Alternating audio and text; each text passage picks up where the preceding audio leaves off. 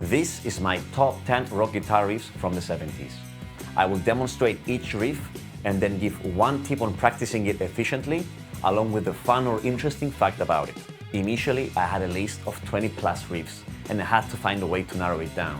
So I went through this difficult task of including only one riff per band, even though some of these bands have more than one classic riff that could make this list. Let's dive in.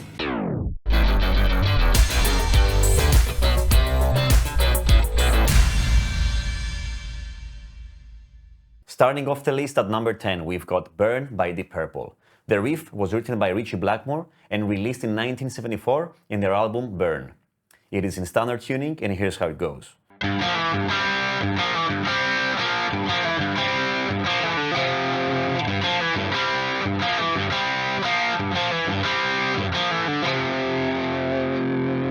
Practice tip. This riff uses the thumb over the neck technique. This is a technique that many guitarists use, like Jimi Hendrix, John Frusciante, Steve Ray Vaughan, Steve Vai, many guitarists. If you notice, the third fret on the E string is pressed by the thumb and not by the index finger. Depending on the length and the shape of your thumb, you might notice that you need to shift your arm position up or down in order to better press the third fret. Interesting fact.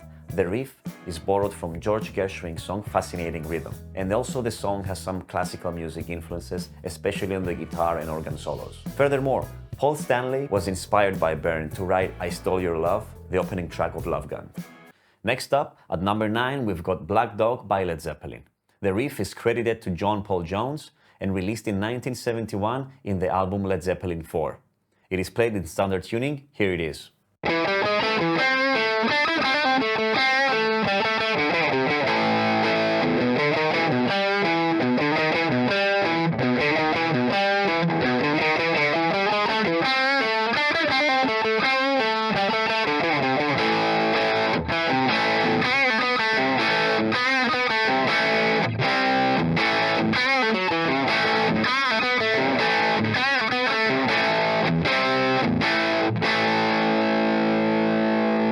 Practice tip. Practice playing with the ring finger on two adjacent strings on the same fret. In this case, it's the strings A and D, and E and A. Make sure that you can hear only one note at all times. You can extend this exercise on other strings and other fingers as well.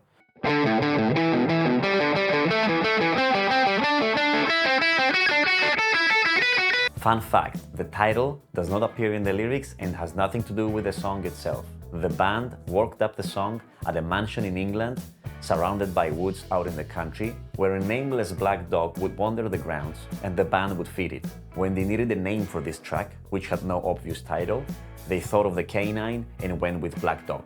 Next up, at number 8, we've got I Was Made for Loving You by Kiss. It is not clear who wrote the riff, but most probably is Paul Stanley, and it was released in the Dynasty album in 1979. It is played in standard tuning, even though it is not 440 Hz.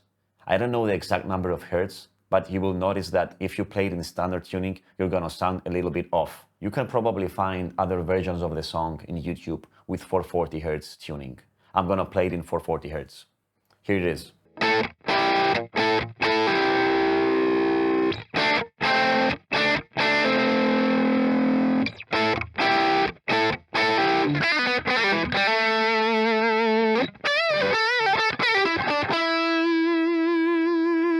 Practice tip. Practice double stops with hammer-ons and pull-offs, because that's the main difficulty of the riff.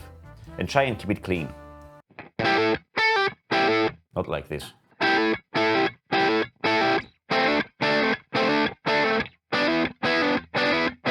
While you're at it, you can change fingerings and strings as well.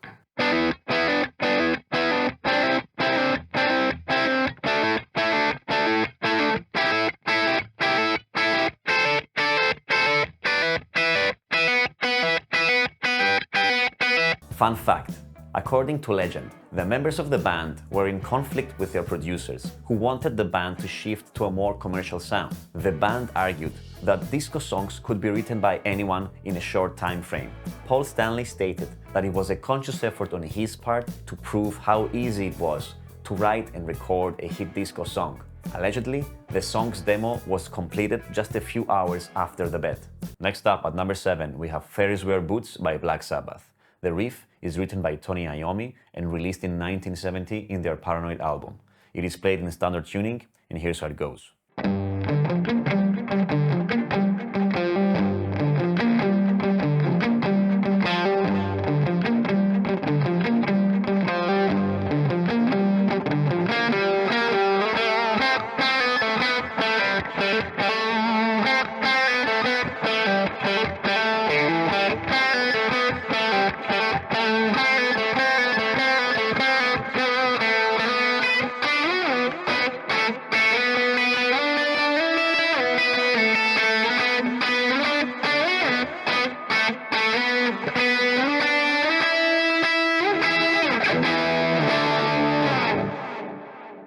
Practice tip. Similar to the practice tip of Black Dog, practice playing with the same finger on 2 adjacent strings on the same fret. Practice this movement.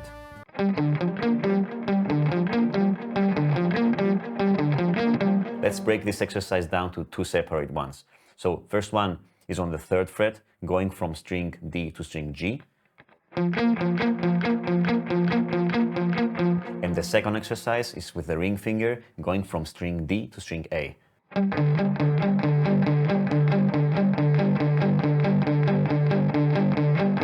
So once you get the hold of it, play the whole thing together.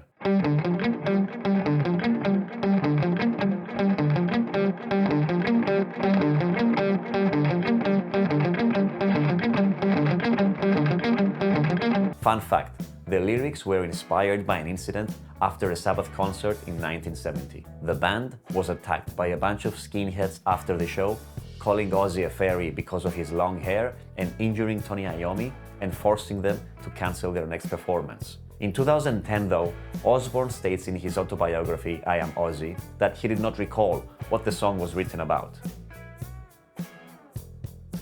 At number 6, we've got Ain't Talking About Love by Van Halen.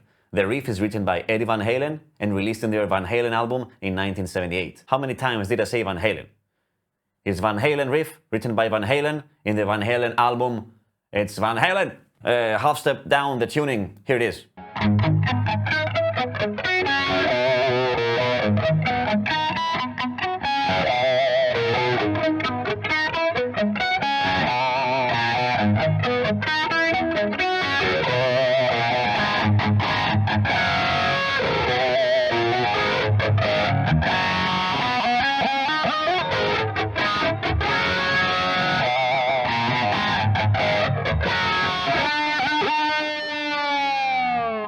Practice tip. Find the correct right hand position on the bridge to palm mute all the notes of the chord. Practice with various chords.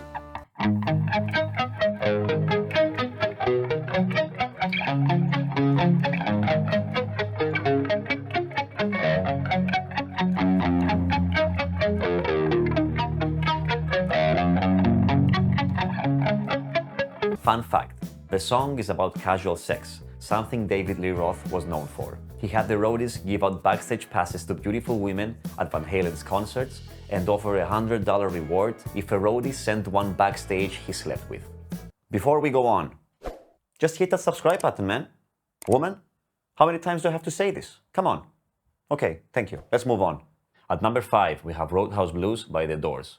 The riff is written by Robbie Krieger and released in the album Morrison Hotel in 1970. It is played in standard tuning. Here's how it goes.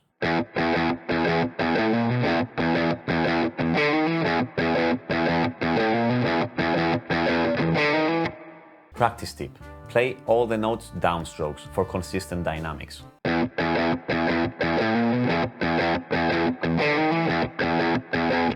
Fun fact, when Jim Morrison got drunk, he liked to sing the blues at the Doors jam sessions. This is one of the songs he came up with at one of those inebriated sessions. At number 4, we got Sultans of Swing by Dire Straits. The riff is written by Mark Knopfler and released in the Dire Straits album in 1978. It is played in standard tuning, and here's how it goes.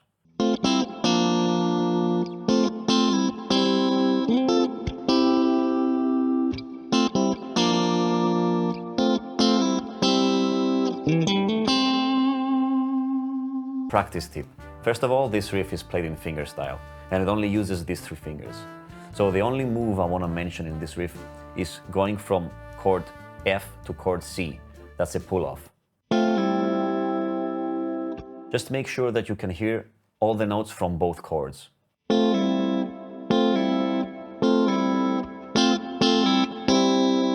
Fun fact, as the story goes, Mark Knopfler ducked into a bar where this lousy band was closing out the night to an audience of maybe 4 or 5 drunks unaware of their surroundings. The band ended their set with their lead singer announcing, "Good night and thank you, we're the Sultans of Swing," which Knopfler found really funny and gave him the idea for this song.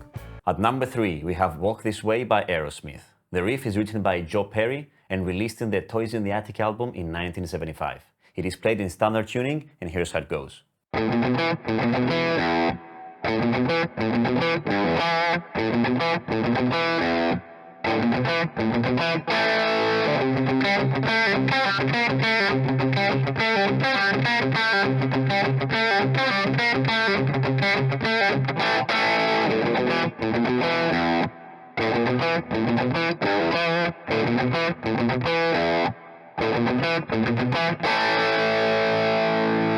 Shuffle the riff on the verse to make it sound groovy.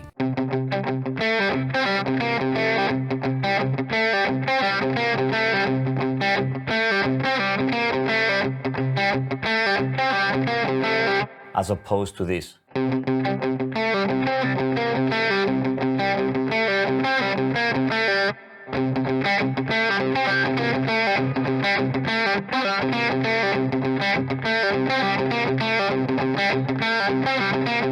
Fun fact, Backstroke Lover is our hero masturbating. His father catches him and explains to him that someday he will experience the real thing.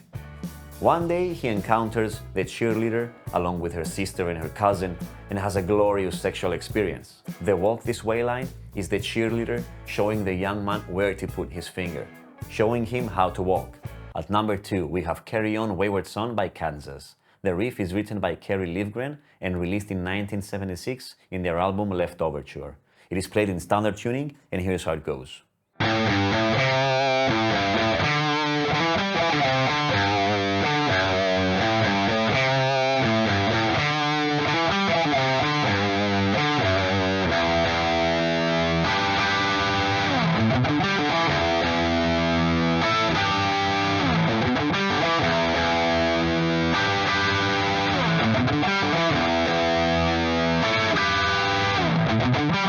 Practice tip.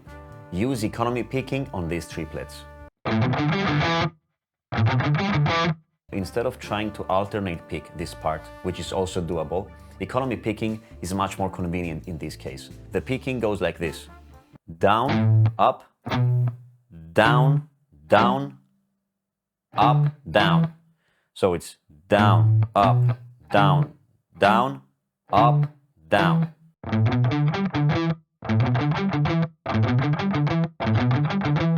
Once you start getting the hang of it, you will notice that there is much less movement happening in economy picking rather than with alternate picking. So compare those two. Alternate picking goes like this.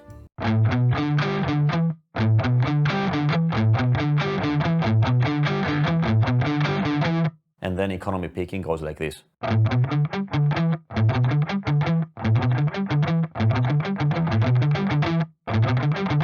Interesting fact, this was the group's first major hit, and like their next one, Dust in the Wind, it was a last-minute addition to the album. Kerry Livgren wrote the song just 2 days before they started recording Leftoverture. At that point, the band was polishing the songs they had, not bringing in new ones, but when he played Carry On, everybody knew it was a hit, and they made it the lead track on the album.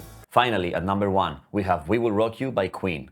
The riff is written by Brian May and released in the News of the World album in 1977. It is played in standard tuning. Here's how it goes.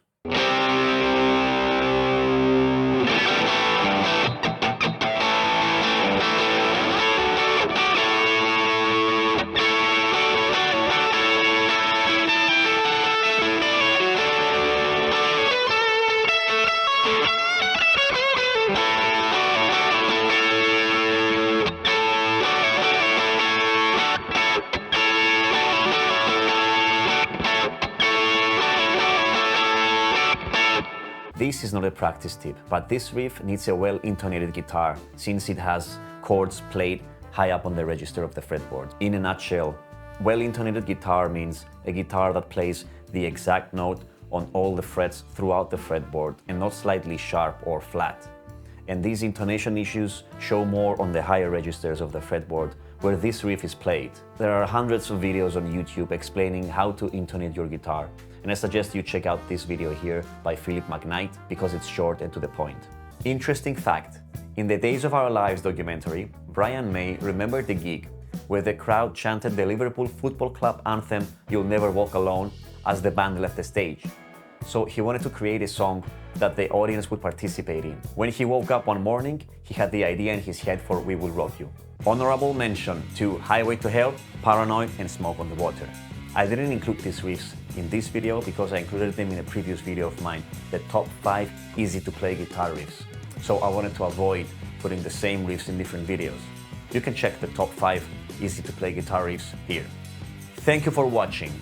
Likes, comments, subscribes, they're all much appreciated because they feed the YouTube algorithm in a good way and they help me grow my channel. So go ahead, like, comment, subscribe, do whatever, send me nudes.